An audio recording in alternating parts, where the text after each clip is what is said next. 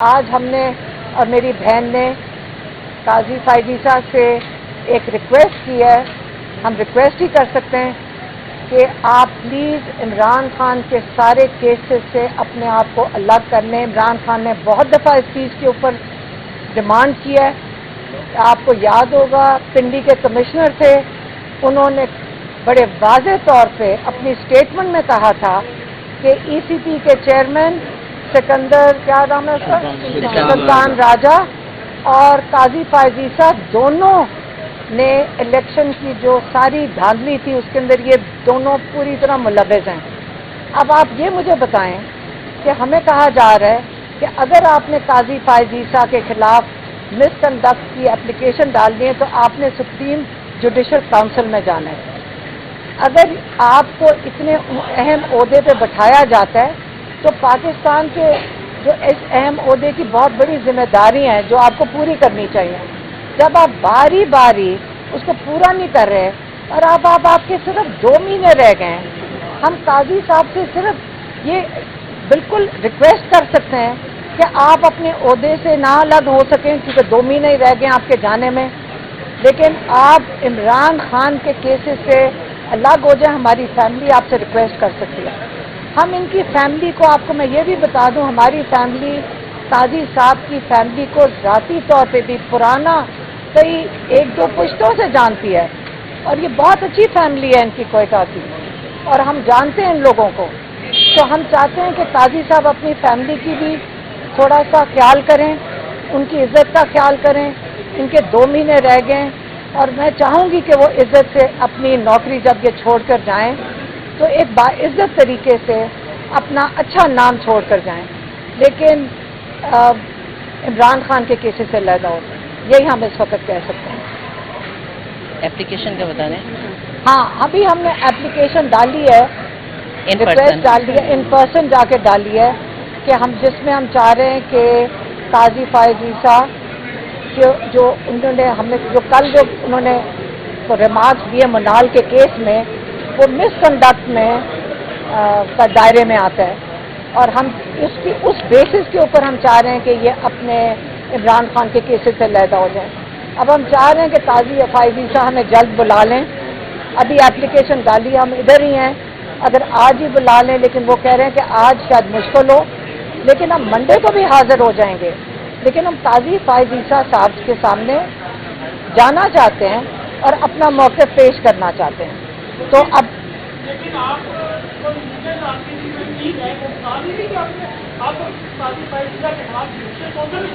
نہیں, آج تو ان پرسن اپلیکیشن دی ہے جی, ہم نے آج صرف ان پرسن اپلیکیشن. ایک سیکنڈ, ہم جانا چاہتے ہیں قاضی فائزیسا کے سامنے.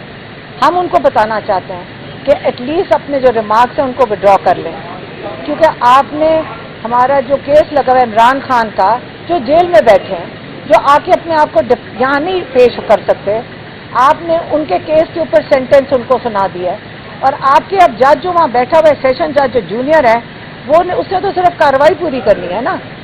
تو اس کے لیے لیکن قاضی فائزیسا صاحب کیونکہ جلد ریٹائر ہو رہے ہیں تو جب تک ان کی سپریم جوڈیشل کونسل میں لگے گا تو مجھے نہیں پتا کہ اس وقت تک وہ اپنے عہدے پہ موجود بھی ہوں گے کہ نہیں. اس کو کتنا ٹائم لگتا ہے یہ نہیں ہمیں پتا بھی.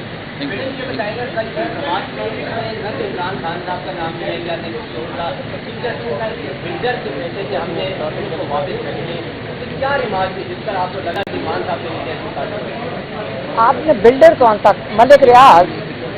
ہم سارا دن اس کیس کے اندر ملک ریاض کا نام سنتے ہیں.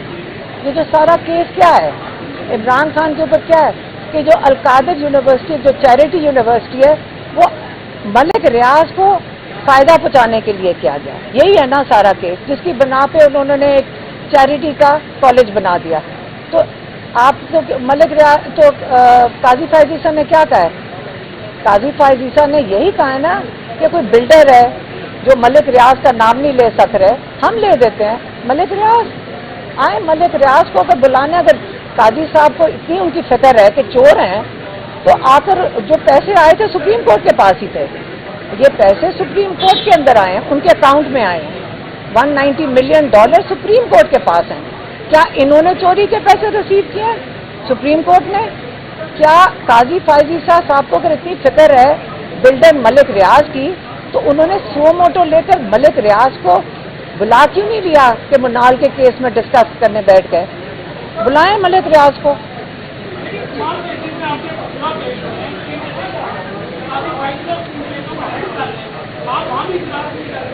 हम बिल्कुल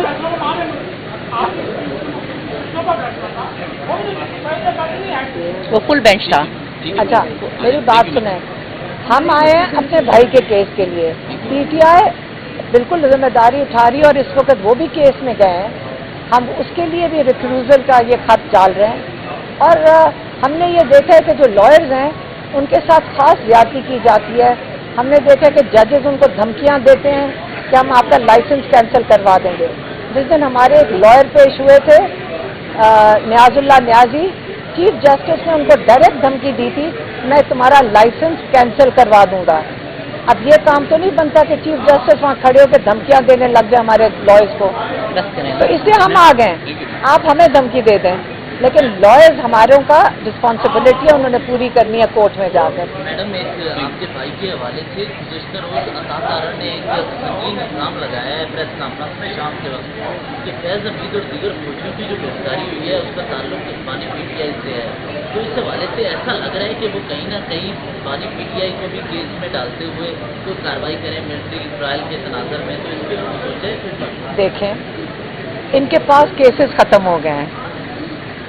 अब अगर ये अपने फौजियों को अरेस्ट करना शुरू कर दें तो मेरे हालात फिर बहुत ही खराब हो गए कि उनको अरेस्ट करना पड़ा इमरान खान के साथ लिंक करने के लिए। देखिए, जनरल फैज हेड कर रहे थे आईएसआई को, कोर कमांडर रह चुके हैं, फौज का हिस्सा हैं, ठीक है। तो फौज के अंदर रहने में आज आप कह रहे हैं कि उनका इमरान खान से तो उनको बिल्कुल ताल्लुक हर फौजी से था जब वो प्राइम मिनिस्टर थे, ये उनके ओहदों से ताल्लुक था, वो प्राइम मिनिस्टर का होता है। अगर अतार तारड़ को